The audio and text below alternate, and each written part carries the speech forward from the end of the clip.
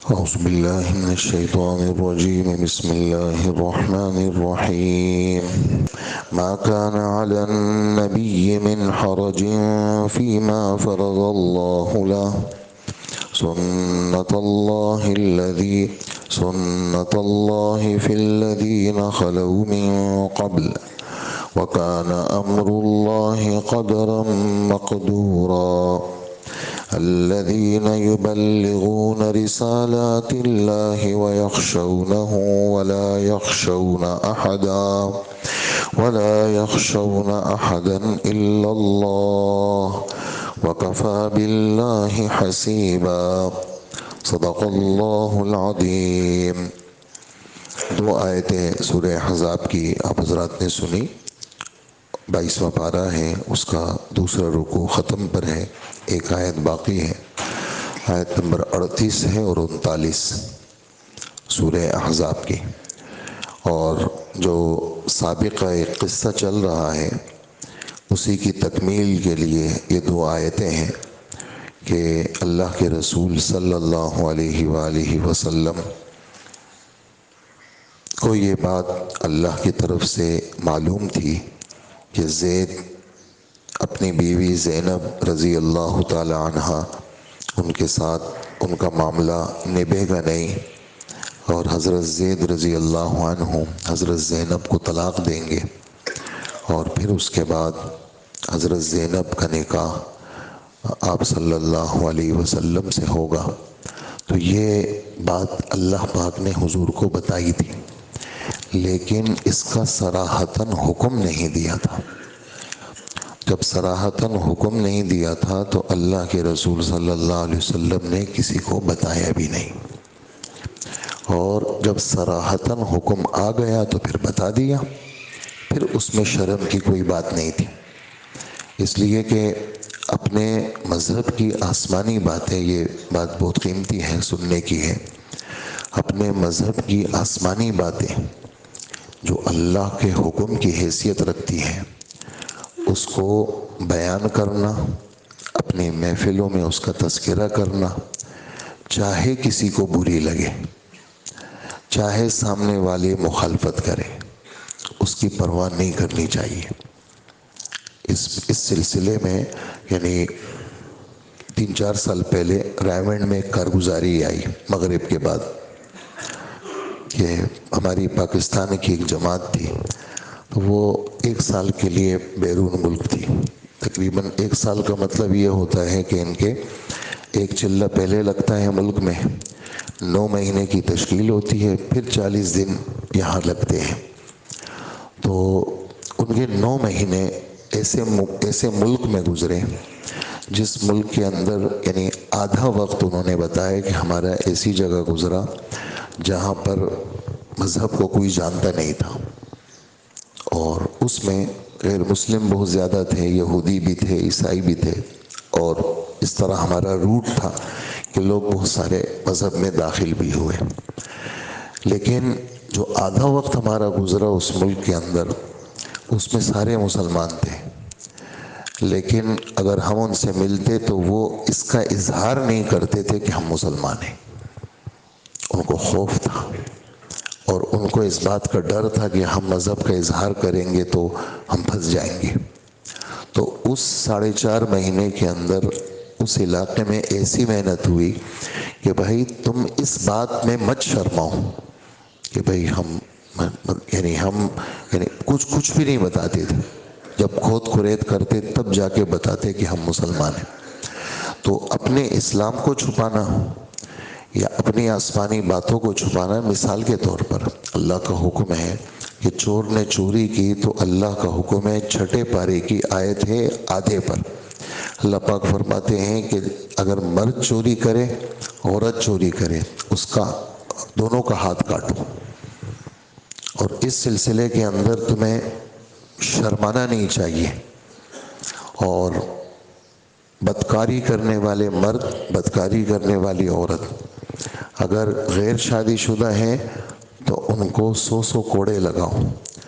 اور فرمائے وَلَا تَأْخُذْكُمْ بِهِمَا رَأْفَةٌ فِي دِينِ اللَّهِ، کہ اللہ کے حکم کے نفاذ میں تمہیں ذرہ برابر نرمی نہیں کرنی چاہیے، شرمانا نہیں چاہیے کہ بھئی کوئی بات نہیں ہے، ہو گیا تو کوئی بات نہیں ہے، نہیں، بالکل نہیں۔ اگر تمہارا اللہ پر اور آخرت کے دن پر ایمان ہے تو تمہیں اس سلسلے میں شرمانا نہیں چاہیے، نرمی نہیں کرنی چاہیے۔ معلوم یہ ہوا کہ آسمانی جو چیزیں ہیں اس سلسلے میں کافروں کی یہ سوچ ہے کہ بس ہر آدمی مذہب میں آزاد ہے اور آپ کسی سے اللہ کی بات بھی نہیں کریں۔ یہ سیکولر جو ہے نا، سیکولرزم، یہ ان کا یہ نظریہ ہے۔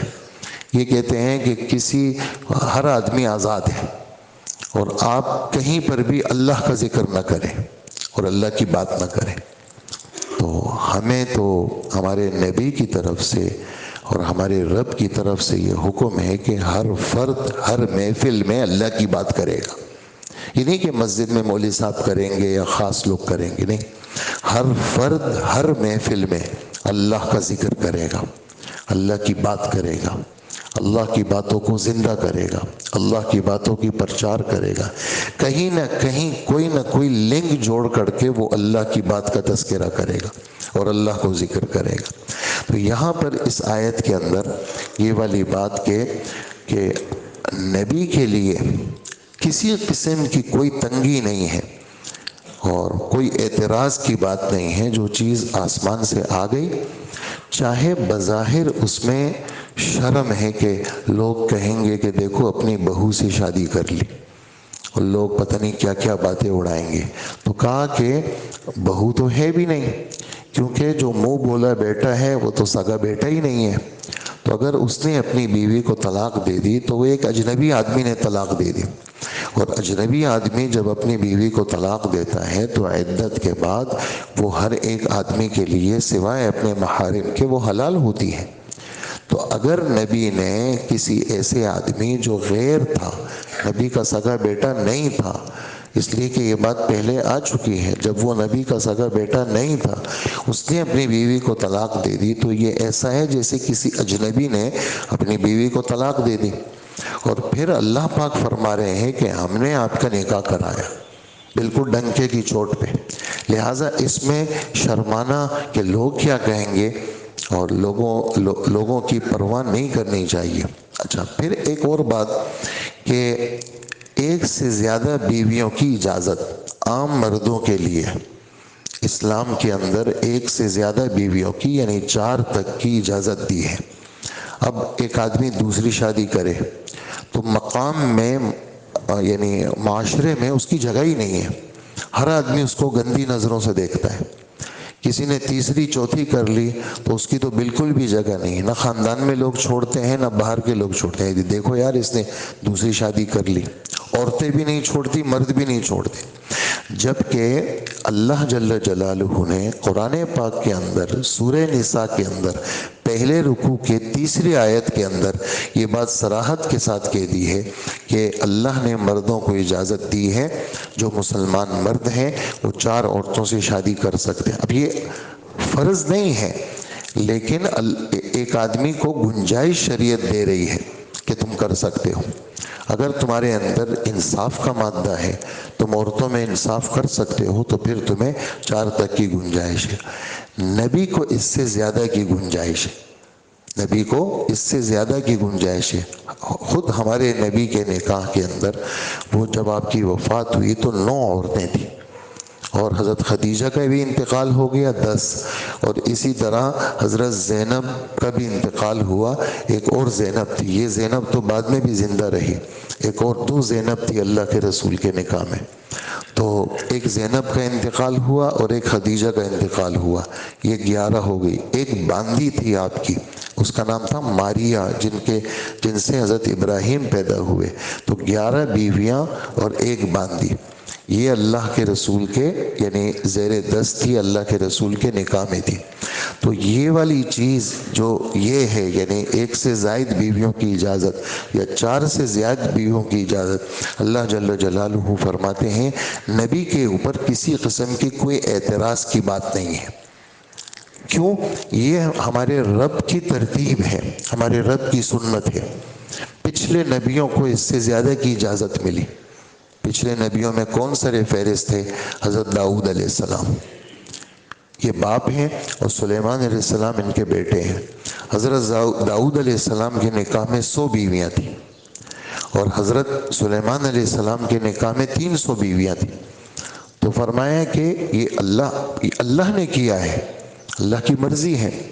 جس قسم کا جو حکم اللہ حلال کرے ان سے کوئی پوچھ نہیں سکتا، اور جس قسم کا کوئی حکم اللہ حرام کرے اللہ سے کوئی پوچھ نہیں سکتا۔ یعنی اس سلسلے میں ہم سب نے اللہ سے جڑنا ہوگا، کیونکہ ہم اللہ کے بندے ہیں۔ اپنی ذہنیت یا معاشرے میں جو گفتگو ہو رہی ہے اور جو غلط قسم کے لوگ مذہب کے خلاف باتیں کرتے ہیں، ہم نے ان کو خاطر میں نہیں لانا ہوگا، نہ ان سے متاثر ہوں گے، نہ ان کی باتوں کی کوئی اہمیت ہے۔ وہ تو سیدھا سیدھا آپ کو یہ بھی کہتے ہیں کہ خدا ہی نہیں ہے، کہتے ہیں نہیں کہتے؟ کتنی مخلوق ایسی ہے۔ ہم دبئی ایئرپورٹ میں وہاں ایک ملک کا سفر تھا، تو یہ بھائی شفیع صاحب جو ہمارے گرو بندر کے ساتھی ہیں بندوری ٹاؤن کے، ہم دو ساتھی تھے میرے خیال سے، ہم آ رہے تھے دبئی ایئرپورٹ میں، تو لفٹ میں اتر رہے تھے، وہ جہاز جو ہمارا ٹرمینل تھا وہ ذرا فاصلے پر تھا، تو ایک داڑھی والا شخص، پوری داڑھی تھی اس کی، ہمیں کیا معلوم تھا غیر مسلم ہے، تو بھائی شفیع صاحب نے ان سے بات کی۔ تو جب وہ لفٹ ہی میں تھوڑا سا وقت تھا تو مذہب کے بارے میں پوچھا انہوں نے آخر میں، تو انہوں نے کہا آئی ایم فری، مذہب کے بارے میں بالکل آزاد ہوں، میں خدا کو نہیں مانتا، نعوذ باللہ، اور میں بالکل یعنی کسی کو نہیں مانتا ہوں میں۔ تو ایسا کتنا بڑا مجمع ہے جو اللہ کا منکر ہے اور جو کہتے ہیں کہ سب کچھ خود بخود ہو گیا اور کوئی وجود نہیں ہے خدا کا، تو کیا ہم ان سے متاثر ہوں گے؟ کبھی بھی نہیں ہوں گے۔ ہم ان کی باتوں کو لیں گے، وہ کہتے ہیں کہ جی جو چیز نظر نہیں آتی ہم ان کو نہیں مانتے، تو کتنی ساری چیزیں ہمیں نظر نہیں آتی ہم مانتے ہیں۔ روح ہمیں نظر نہیں آتی ہم مانتے ہیں، عقل ہمیں نظر نہیں آتی ہم مانتے ہیں، اور ہم اس کے وجود کو تسلیم کرتے ہیں۔ اسی طرح اللہ نظر نہیں آتا، لیکن اللہ نے اپنی قدرت کی نشانیاں بھیجی ہیں، دیکھو ذرا تم اس پورے نظام کو، یہ ہم کرتے ہیں، ہمارے علاوہ کوئی نہیں کرتا۔ تو اگر کوئی شخص خدا کو نہیں مانتا تو ہم اس سے کیوں متاثر ہوں گے؟ اور ایک آدمی خدا کو مانتا ہے لیکن خدا سے جڑنے کو تیار نہیں۔ ہاں اچھا یہ حکم ہے کہ قاتل کو قتل کر دو، ہاں حکم ہے۔ کسی نے کسی کا دانت توڑا تو حدیث قرآن کی آیت ہے، اور السن بالسن، جس نے کسی کا دانت توڑا کہا اس کا دانت توڑو، اور کسی نے کسی کی انگلی کاٹی کہا اس کی انگلی کاٹو، کسی نے کسی کا ہاتھ کاٹا کہا کسی کی آنکھ پھوڑی ہے اس کی آنکھ پھوڑ دو۔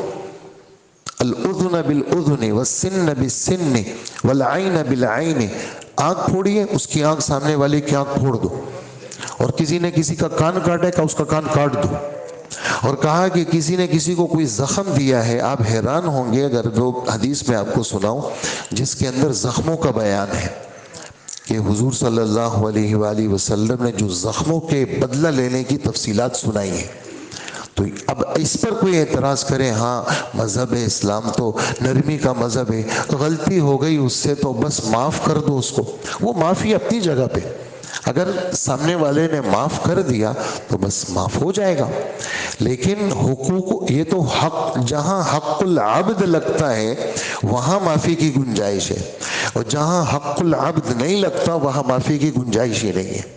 تو اس سلسلے میں آپ کا ایک ذہن بنانا چاہتا ہوں اس موضوع سے کہ ہم نے کسی سے متاثر نہیں ہونا، ہم نے قرآن سے جڑنا ہے، ہم نے حدیث سے جڑنا ہے، ہم نے اللہ سے جڑنا ہے، ہم نے اللہ کے رسول سے جڑنا ہے۔ سب باتیں کریں گے، ضروری تھوڑی ہے کہ سب میرے موافق ہوں گے، نہ ہو موافق۔ ہمارے نبی کے آخری لمحے تک لوگ مخالف نہیں تھے، مکہ مکرمہ میں کتنے لوگ مخالف تھے، یہی تو ان کو اعتراض تھا کہ یہ خدا کی بات کیوں کرتے ہیں۔ مدینہ منورہ میں کتنے لوگ مخالف تھے، یہی ان کو اعتراض تھا یہ اللہ کی باتیں کیوں کرتے ہیں۔ تو اس لیے ہم اللہ پاک فرما رہے ہیں کہ نبی پر کوئی تنگی نہیں ہے، کہ اگر نبی کی شادیاں اللہ پاک کرا دے تو یہ پہلے کی سنت چلی آ رہی ہے، اور اللہ کا فیصلہ نپا تلا ہوا ہوتا ہے، اللہ کا فیصلہ ہاں تلا ہوا فیصلہ ہوتا ہے، اس پہ کوئی کسی کو اعتراض کی اجازت نہیں ہے۔ لہٰذا کبھی کبھار ایسا ہوتا ہے، غور سے سنیے گا یہ بات، ابھی جو بات آ رہی ہے، کبھی کبھار ایسا ہوتا ہے کسی چیز کی حکمت دل دماغ میں نہیں آتی، کیونکہ میں نے بہت پڑھ لکھ لیا ہے، میں بہت ہوشیار آدمی ہوں اور باتوں کی تہ تک پہنچتا ہوں، اور قرآن کی یہ آیت مجھے سمجھ میں نہیں آ رہی تو نہ آئے، لیکن ماننا تو پڑے گا مجھے۔ ضروری بات نہیں ہے کہ میں اس کی تہ تک پہنچوں۔ بہت ساری باتیں ہمارے رب قرآن میں فرماتے ہیں، والراسخون فی العلم یقولون آمنا بہ کل من عند ربنا، کہ علم کے پختہ کار لوگ وہ یہ کہتے ہیں کہ جو قرآن میں اترا ہے ہمارا اس پر ایمان ہے، اور سب کچھ ہمارے اللہ کی طرف سے ہے، اور ہم اس کو مانتے ہیں، چاہے اس کی حکمت، اس کی وجہ، اس کی ریزن، اس کی علت وہ ہمیں سمجھ میں نہ آئے، لیکن ماننا تو پڑے گا۔ اگر نہیں مانیں گے تو کافر بنیں گے، ہاں ماننا تو پڑے گا، اگر نہیں مانیں گے تو گئے۔ اس لیے تسلیم تو ہر حالت میں، سر جھکانا ہے، گردن جھکانی ہے، سر رکھنا ہے، یہ ماننا پڑے گا۔ تو چونکہ ماحول چاروں طرف اتنا گندا ہو گیا ہے کہ آدمی کو قدم قدم پہ شک ہونے لگتا ہے مذہب میں، کہ پتہ نہیں ہم، یعنی خدا کے وجود میں شک ہونے لگتا ہے، اللہ بھی ہے یا نہیں۔ اس لیے اللہ کا اتنا ذکر کرنا، اتنا تذکرہ کرنا، اتنے خدا کی قدرت کو بیان کرنا ضروری ہے کہ اس کی حد نہیں ہے کوئی۔ خاص کر یہ تعلیمی ادارے جتنے بھی ہیں یہاں پر تو بالکل وہ فارم پر کرتے ہیں، مذہب کے خانوں کو خالی چھوڑ دیتے ہیں، اور کوئی لکھتا ہے کہ میں خدا کو نہیں مانتا، اور جب محفل لگتی ہے کوئی بات کرتے ہیں، بھئی خدا کی بات نہیں کرنی، اچھا ہاں بالکل ایسا، اللہ کی بات نہیں کرنی۔ تو یہ تو یعنی ہم کہاں جا رہے ہیں، اور ہمارے بچے بچیاں کہاں جا رہے ہیں؟ اس لیے ہم نے کیا کرنا ہے، ہر محفل کو اللہ کی بات سے آباد کرنا ہے، اللہ کا تذکرہ کرنا، اللہ کا ذکر کرنا، اللہ کی باتیں کرنا۔ یہاں ہمارے رب یہ فرما رہے ہیں کہ نبی پر کوئی اعتراض کی بات نہیں، اور پہلے کی سنتیں چلی آ رہی ہیں، اور اللہ کا فیصلہ تو تلا ہوا فیصلہ ہوتا ہے، اس کے ساتھ جڑنا پڑے گا، اس کو ماننا پڑے گا۔ اور یہ بات بھی ذہن میں رکھو، آخری آیت، یہ بات بھی ذہن میں رکھو کہ جتنے بھی آسمانی پیغام کو پہنچانے والی شخصیات تھی، یعنی انبیاء، اور پھر ہمارے نبی کے بعد اللہ کے رسول کی امت قیامت تک وہ اللہ کے پیغام کو پہنچانے پر مامور ہے۔ اللہ نے اس کو حکم دیا ہے کہ تم صرف اپنی عبادت کے لیے پیدا نہیں ہوئے، تم نے تو اللہ کا دین سیکھنا ہے اور آگے اس کو زندہ کرنا ہے۔ لیکن ایک خاص وصف کیا ہونا چاہیے کہ ان کے دل اللہ کے خوف سے بھرپور ہونے چاہیے، غیر کا خوف ان کو بالکل نہیں رکھنا چاہیے، کہ صرف وہ اللہ سے ڈرتے ہیں اور اللہ کے علاوہ کسی سے نہیں ڈرتے۔ جتنے، اس لیے کہ ابو طالب کے پاس کافر آئے، اور ابو طالب بوڑھے ہو گئے تھے، اللہ کے رسول کے سر پہ کھڑے تھے، اور اللہ کے رسول کی بڑی مدد کی، اور اللہ کے رسول صلی اللہ علیہ وسلم کا یعنی 8 سال آپ کی عمر تھی، اس وقت سے لے کر 50 سال یعنی 42-43 سال ابو طالب نے حضور کا ساتھ دیا۔ ایک موقع ایسا آیا، چاروں طرف سے کافر آئے، ابو جہل، ولید ابن مغیرہ، عتبہ، شیبہ، یہ سارے بڑے بڑے بدماش تھے، آئے اور کہنے لگے آپ اپنے بھتیجے کو سمجھا دیں، یہ اللہ کی بات چھوڑ دیں، ورنہ جو ہے وہ بس ہم اب تک آپ کا خیال رکھ رہے تھے، اب ہم ان کو نہیں چھوڑیں گے۔ تو چچا بھی بوڑھے ہو گئے تھے، حضور کو بلایا کہ یہ قوم آئی ہے اور یہ درخواست کر رہی ہے، اور بچہ میں تو بوڑھا ہو گیا ہوں، آپ اب تھوڑا سا گزارا کریں۔ تو اس پہ اللہ کے رسول صلی اللہ علیہ وسلم جوش میں آ گئے اور فرمایا چچا جان میری بات سنیں، اگر یہ سورج جو ہے نا یہ لوگ توڑ دیں اور آ کر کے میرے ایک ہاتھ میں رکھ دیں، اور چاند کو بھی توڑ دیں اس ہاتھ میں رکھ دیں، یہ نہیں کر سکتے، اگر یہ کر بھی لیں میں اللہ کی بات نہیں چھوڑوں گا، ان کو جو چاہے کرنا ہے کریں۔ جب اتنی سختی دیکھی ابو طالب نے تو چچا نے کہا کہ بس میں آپ کے ساتھ ہوں، جب تک میرا آخری سانس ہوگا میں آپ کے ساتھ ہوں، آپ کریں، یہ آپ کا کچھ نہیں بگاڑ سکتے۔ تو اس وقت بھی یعنی ایسے موقع جب چاروں طرف سے جان کا خطرہ، یعنی بس اللہ کے رسول نکلے اور بس اللہ کے رسول پہ وار ہو جائے، ایسا موقع تھا۔ یعنی ابو بکر کے گھر آ رہے ہیں تو بخاری شریف میں امام بخاری فرماتے ہیں کہ کوئی شخص اپنے جان کی حفاظت کے لیے چھپ سکتا ہے اور چھپ کے آ سکتا ہے، تو کہا کہ ہاں اللہ کے رسول صلی اللہ علیہ وسلم نے پورا سر نقاب پوش بنے، بالکل اپنے چہرے کو چھپا کر کے وہ ابوبکر کے گھر میں گئے۔ تو کہا اچھا اللہ کے رسول تو یعنی دوپہر کے وقت میں نہیں آتے؟ کہا ہاں کسی ضروری کام سے آئے ہوں گے۔ تو حضرت عائشہ فرماتی ہیں حضرت اسماء ہم چھوٹی چھوٹی تھی تو حضور حضرت ابوبکر نے آپ نے فرمایا کہ ابوبکر ذرا گھر والوں کو سائڈ پہ کرو۔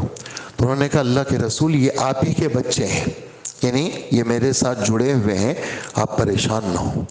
تو آپ جب تشریف لائے فرمایا ابوبکر اللہ کا حکم آ گیا ہے اور ہم نے ہجرت کرنی ہے، اللہ کا حکم آ گیا ہے ہم نے ہجرت کرنی ہے۔ اب وہ بالکل چاروں طرف موت کے اسباب، لیکن اللہ کے رسول صلی اللہ علیہ وسلم کو پکا یقین تھا کہ اللہ ہمارے ساتھ ہے۔ تو آج بھی ہمارے دل دماغ ایسے ہونے چاہیے کہ کسی کا خوف ہمارے اوپر مسلط ہے، چاروں طرف سے خوف کے اسباب ہے، چاروں طرف سے اسباب ہیں، اپنوں کے بھی پرایوں کے بھی، اور میڈیا کے بھی، ذرائع ابلاغ کے بھی، سب کے، لیکن ہمیں ڈرنا کس سے چاہیے؟ اللہ سے چاہیے، اور اللہ ہمارے ساتھ ہے۔ اور اللہ پاک کا یہ فیصلہ ہے کہ اس مذہب کو دنیا کے سارے خطوں میں، سارے گھروں میں، سارے گاؤں میں، دیہات میں اللہ کی بات پہنچ کر رہے گی اور اللہ کا نام زندہ ہو کر رہے گا، اور اس میں جو جیسے استعمال ہو یہ اس کی سعادت کی بات ہے۔ تو یہ ہے ان دو آیتوں کا خلاصہ۔ اللہ پاک ہم سب کو عمل کی توفیق عطا فرمائے۔ ما کان علی النبی من حرج فیما فرض اللہ لہ، نبی کے لیے اس کام میں اعتراض کی کوئی بات نہیں ہوتی جو اللہ نے اس کے لیے طے کر دیا ہو۔ اللہ نے طے کر دیا اتنی شادیاں آپ نے کرنی ہیں تو اجازت ہے۔ اور پھر ایک اور بات، یہ بات چونکہ لکھی ہے حضرات نے تو میں آپ کے سامنے پیش کر رہا ہوں، ایک اور بات کہ نبی کو زیادہ بیویوں کی کیوں اجازت ہے؟ بہت ساری باتیں ہیں اس کے اندر۔ ایک بات اس میں یہ ہے کہ اللہ پاک نبی کے ہر چیز کو زندہ کرنا چاہتے ہیں۔ اب بہت سارا وقت آدمی کا زنانہ مکان میں گزرتا ہے، رات گزرتی ہے اور خاص اوقات گزرتے ہیں، استنجا وضو غسل گزرتا ہے، کپڑے بدلتا ہے آدمی، مسجد میں تھوڑی آ کے کپڑے بدلے گا، گھر میں کپڑے بدلے گا، گھر میں نہائے گا، بہت سارے کام گھر۔ اب عورت چونکہ بہت ہوشیار ہے لیکن مرد کے مقابلے میں اس کا دماغ آدھا ہے، تو اللہ جل جلالہ نے زیادہ عورتیں دے کر کے تاکہ گھر کے سارے اعمال ایک عورت نے کچھ محفوظ کیا، ایک نے کچھ کیا، ایک نے کچھ کیا، ایک نے کچھ کیا، تاکہ امت کے سامنے نبی کے رات کے معمولات سب آ جائیں۔ جیسے غسل ہے، حضرت میمونہ رضی اللہ عنہا سے پورا الف سے یا تک کیسے استنجا ہوا، کیسے ہاتھ صاف کیے، کیسے وضو کیا، کیسے نماز پڑھی، کیسے آپ نے غسل کیا، پانی کیسے ڈالا، تولیہ لیا نہیں لیا، وضو میں پاؤں دھوئے نہیں دھوئے، یہ ساری باتیں حضرت میمونہ دیکھ رہی ہیں، نقل کر رہی ہیں، امت کی ماں ہے اور امت تک پہنچا رہی ہے کہ تمہارے نبی کا استنجا، تمہارے نبی کا وضو، تمہارے نبی کا غسل یہ ہے۔ اس وجہ سے اللہ پاک نے زیادہ بیویوں کی اجازت دی ہے۔ نعوذ باللہ انبیاء شہوت پرست نہیں ہوتے، یہ تو کافروں کی باتیں ہیں، اور ہم مسلمان متاثر ہو جاتے ہیں دب جاتے ہیں۔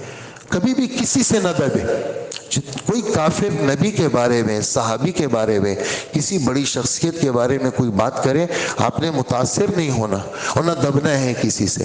تو اللہ جل جلالہ ہمیں اپنی باتوں پہ یقین نصیب فرمائے اور اس پہ جرأت نصیب فرمائے کہ بالکل آدمی کو مذہب کے بارے میں کسی صورت میں کوئی سودے بازی نہیں اور کسی صورت میں آدمی کو دبنا نہیں چاہیے۔ تو نبی پر کوئی اعتراض نہیں ہے جو اللہ نے اس کے لیے طے کر دیا ہو، یہی اللہ کی وہ سنت ہے جس پر ان انبیاء کے معاملے میں بھی عمل ہوتا ہوا آیا ہے۔ میں نے حضرت داؤد علیہ السلام اور سلیمان علیہ السلام کی مثال دی، اور اللہ کا فیصلہ وہ تو نپا تلا ہوتا ہے، مقدر ہوتا ہے، طے شدہ ہوتا ہے۔ پیغمبر وہ لوگ ہیں جو اللہ کے بھیجے ہوئے احکام کو لوگوں تک پہنچاتے ہیں اور صرف اللہ سے ڈرتے ہیں اور اللہ کے سوا کسی سے نہیں ڈرتے، اور حساب لینے کے لیے اللہ کو کسی کی ضرورت نہیں ہے، حساب لینے کے لیے تو اللہ ہی کی ذات کافی ہے۔ اللہ ہمیں عمل کی توفیق عطا فرمائے۔